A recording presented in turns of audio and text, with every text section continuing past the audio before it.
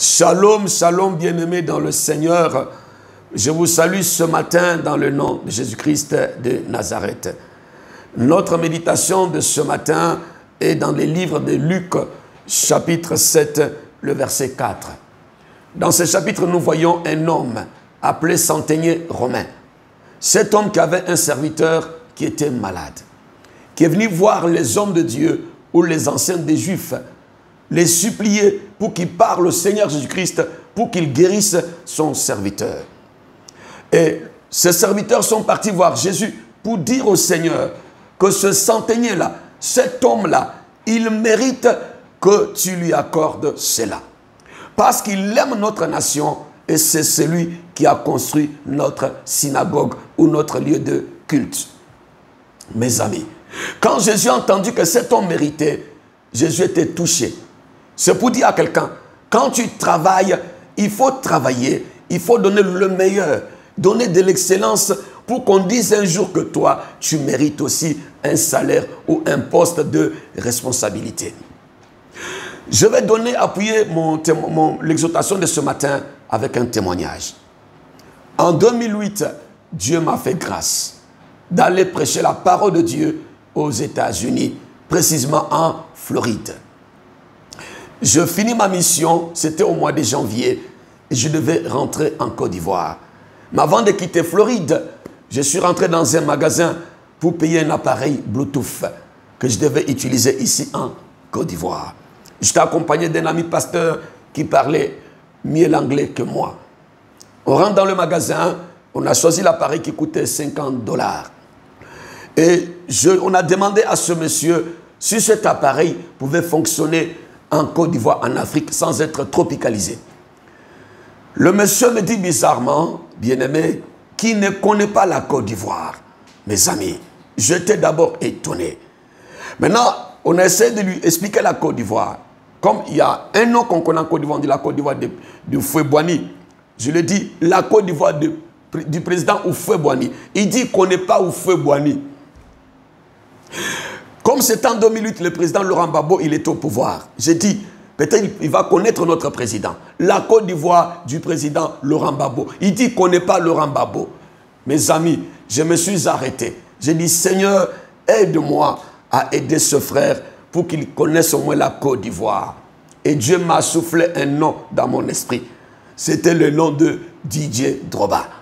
Je lui dis, la Côte d'Ivoire de Didier Drogba. Il dit, Didier Drogba, brother, j'ai dit oui. Mes amis, il a commencé à danser, à jongler. Didier Drogba, Drogba. Mes amis, l'appareil coûtait $50. Et ce monsieur, il m'a dit de payer $30. Et lui-même, il a ajouté $20 parce que je suis le frère de Didier Drogba. Mes amis, vous savez que moi, je n'ai jamais rencontré Didier Drogba physiquement. Je ne le connais pas, il ne me connaît pas.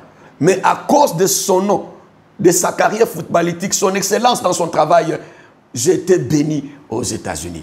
Et je pris mon avion, je suis arrivé et je fais l'escale à Philadelphie. Et j'arrive, c'était pendant l'hiver, les avions étaient suspendus, le vol ne décollait pas et l'aéroport était rempli, mes amis. Il n'y a pas de vol. Je suis resté à l'aéroport dans une chaise comme ça jusqu'au matin. Bien aimé. Et il y en a qui avaient déjà fait 2 jours. Une voix me dit, rapproche-toi d'un bureau. Je me suis levé, je suis allé dans un bureau. Je commence à expliquer à ce monsieur, il faut que je retourne en Côte d'Ivoire, en Afrique. Il dit, vois pas la Côte d'Ivoire. Et il n'y a pas aussi de place. Je lui dis, ah, bien-aimé, I am Didier Drogba, brother. Je lui dis, je suis le frère de Didier Drogba. Il a dit, ah, tu es le frère de Didier Drogba. Côte d'Ivoire, Didier Drogba. J'ai dit, oui, je suis son frère. Mes amis, il m'a dit de donner mon passeport. Je lui ai donné mon passeport. Le monsieur, il a lutté. Il m'a trouvé une place, il m'a mis dans l'avion parce que j'étais le frère de Didier Drogba, mes amis. C'est pour dire aux Africains, aux Ivoiriens, que quand Dieu nous fait grâce, il nous donne certaines personnes qui sont comme des dons pour nous. Nous devons les honorer quand ils sont vivants. Nous devons bénir Dieu pour leur vie, mes amis. À partir de ce jour-là, j'ai commencé à prier pour cet homme que je n'ai jamais rencontré, Didier Drogba. J'ai dit, Seigneur, bénis sa vie. Parce qu'à cause de son excellence dans le football aujourd'hui, j'étais béni. On m'a mis dans mon avion et je suis arrivé en Côte d'Ivoire, bien-aimé. Une fois, j'étais aussi en Allemagne. Je suis arrivé à l'aéroport, mes amis, et j'ai demandé à un Allemand qui était avec moi dans l'avion, l'adresse de mon hôtel pour que je prenne un taxi. Après, il m'a dit, tu viens de quel pays? Je lui ai dit, de la Côte d'Ivoire.